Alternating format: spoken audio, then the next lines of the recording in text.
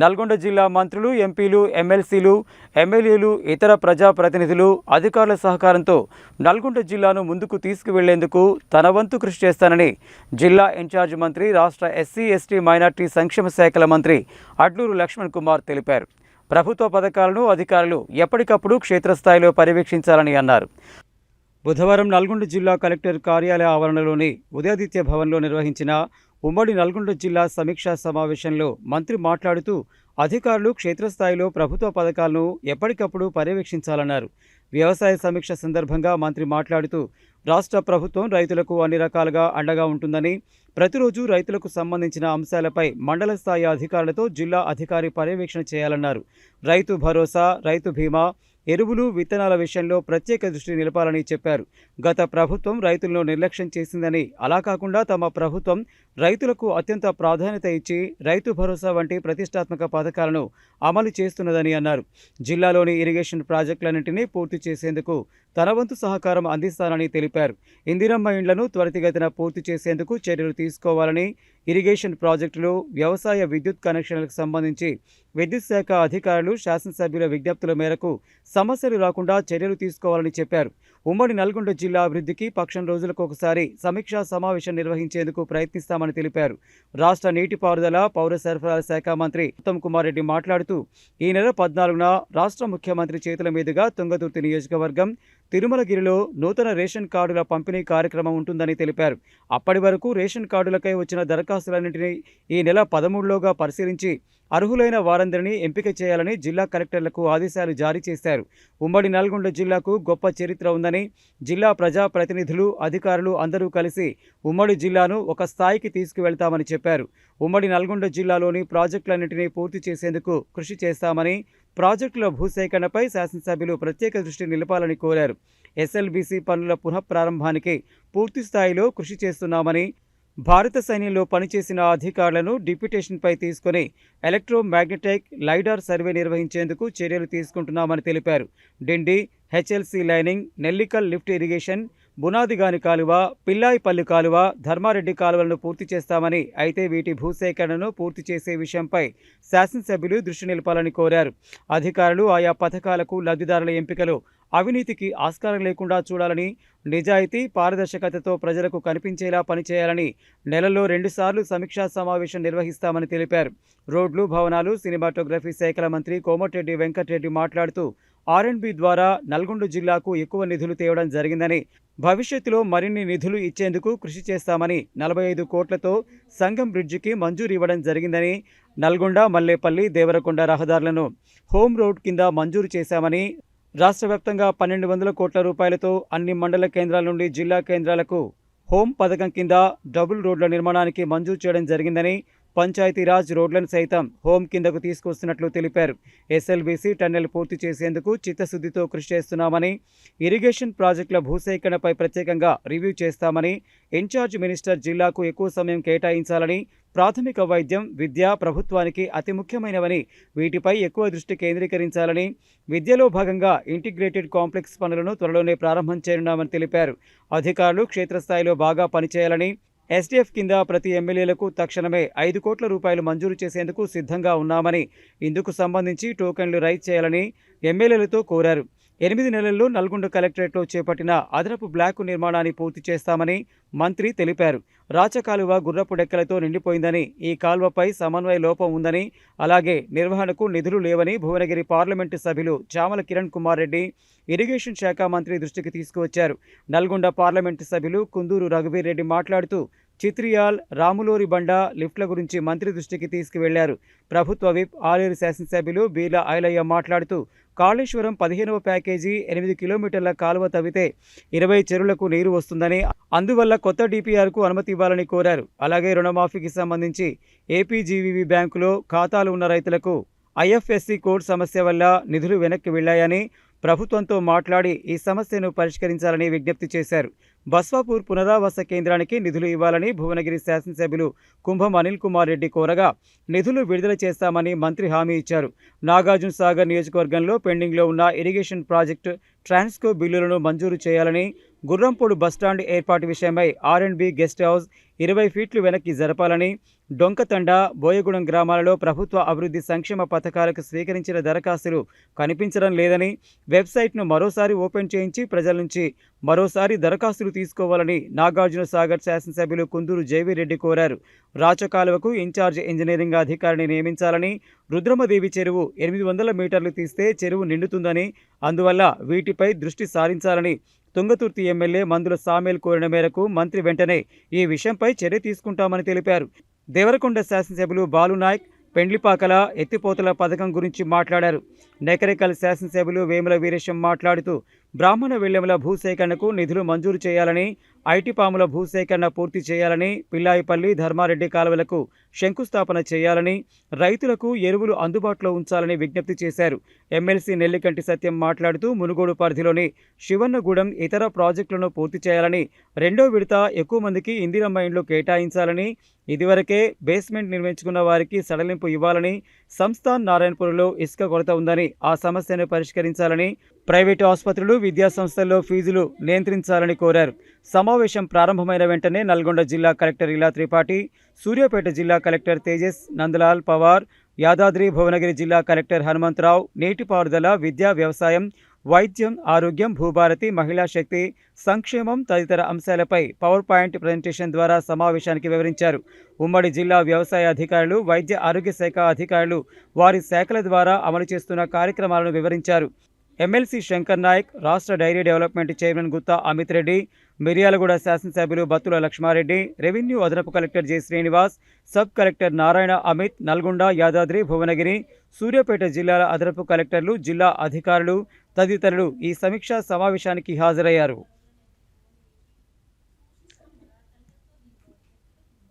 ఏదైతే ఇచ్చేటువంటి పథకాల విషయంలో కానీ, ప్రభుత్వం ఇచ్చేటువంటి ప్రజల విషయంలో కానీ, ముఖ్యంగా ఇందిరమ్మ ఇండ్ల విషయంలో రాష్ట్రంలో గొప్ప ఇందిరమ్మ కళ అనే విషయంలో టాస్క్ తీసుకొని ఇంటైంలో కూడా అవన్నీ కంప్లీట్ చేసే విధంగా ఆ జిల్లాలకు సంబంధించిన కలెక్టర్లు, హౌసింగ్ డిపార్ట్మెంట్ సంబంధించిన అధికారులకు సంబంధించిన కోరుకుంటూ కరెంటు సంబంధించిన మినిస్టర్ గారు చెప్తున్నారు. ఆ ఎస్సీ గారు ఏదైతే ఈ జిల్లాకు సంబంధించిన కరెంటు విషయంలో బ్రీఫ్లో ఏదైనా మరి ఏమైనా ఇబ్బందులు కానీ, ఇక్కడ లూజ్ వైర్స్ కానీ, షిఫ్టింగ్ ఫోర్స్ కానీ ఇంకేమైనా ఉంటే కూడా ఎస్సీ గారు, ముగ్గురు ఎస్సీ గారు, మరి నల్గొండ ఎస్సీ గారు మాట్లాడాల్సి వచ్చారు. ఆ జిల్లాకు సంబంధించిన జిల్లా కలెక్టర్ గారు ఆ జిల్లా అధికారితో డీటెయిల్గా ప్రతి సబ్జెక్ట్ గురించి కూడా రివ్యూ చేయడం జరుగుతుంది. మనం చేస్తూ కలెక్టర్ గారిని రిక్వెస్ట్ చేసింది గౌరవ శాసన ఒక్కొక్కరితో 2 minutes మాట అన్ని విధాలు రైతులకు అండగా ఉండే విధంగా ముందుకు వెళ్తుంది. కాబట్టి దయచేసి మా అగ్రికల్చర్ అధికారులు ఎవరు కూడా నెగ్లెక్ట్ చేయకుండా ఉమ్మడి నల్గొండ జిల్లాకు సంబంధించిన విషయాలు కూడా డే టు డే మీరు ఎప్పుడు మానిటరింగ్ చేసుకుంటూ ఉంటారని చెప్పేసి ఇష్టపడతారు. నెక్స్ట్ యాదాద్రి ఏరియా నేను జిల్లా కలెక్టర్లందరూ కూడా ఇక్కడనే కాదు మీడియా ద్వారా రాష్ట్రంలో జిల్లా కలెక్టర్లందరికీ రిక్వెస్ట్ చేస్తున్నా, మీకు వచ్చిన అప్లికేషన్స్ అన్ని కూడా 13వ తారీఖు వరకు వెరిఫికేషన్ ప్రాసెస్ అర్హులైన వాళ్ళని ఎంపిక చేసే బాధ్యత జిల్లా కలెక్టర్లు.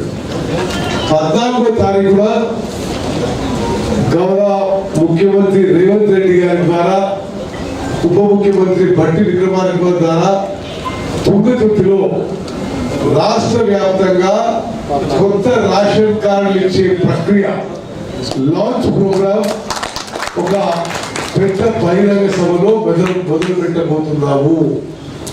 మరి మనం మీరు గుర్తుపెట్టుకోవాలి, సర్వబియ్యం కార్యక్రమం కూడా నల్గొండ జిల్లా సూర్యాపేట హుజూర్నగర్లో మొదలు పెట్టుకున్నాం.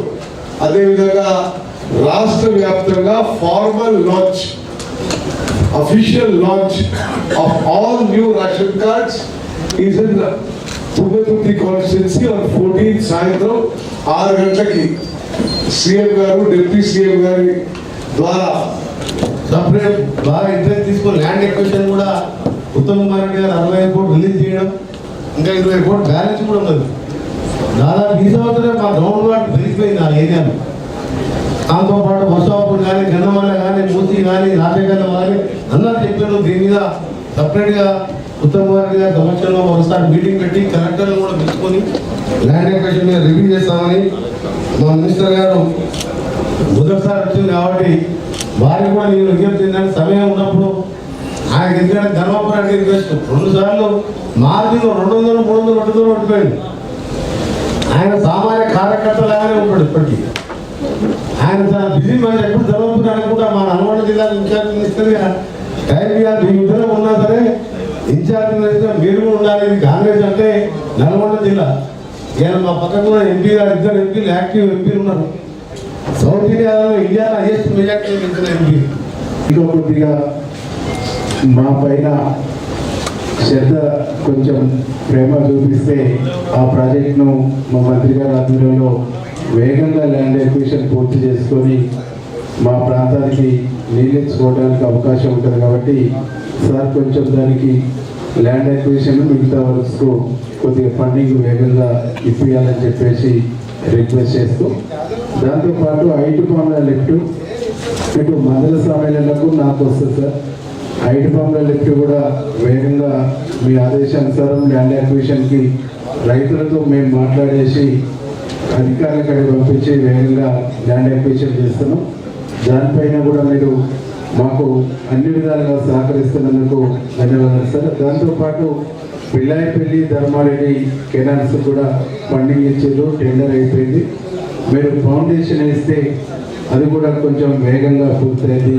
ఫౌండేషన్ ఇవ్వాల్సిందిగా సార్ని రిక్వెస్ట్ చేస్తూ, పరిపాలన శాఖ మంత్రి మా వెంకరెడ్డి గారికి నేను హృదయపూర్వక ధన్యవాదాలు తెలియజేస్తా ఉన్నా. నేను రాగానే మీరు 40 కోట్ల రూపాయలు రోడ్డు శాంక్షన్ చేశారు, మీకు ధన్యవాదాలు. వాడు తొవ్విండి అవతల పడ్డాడు.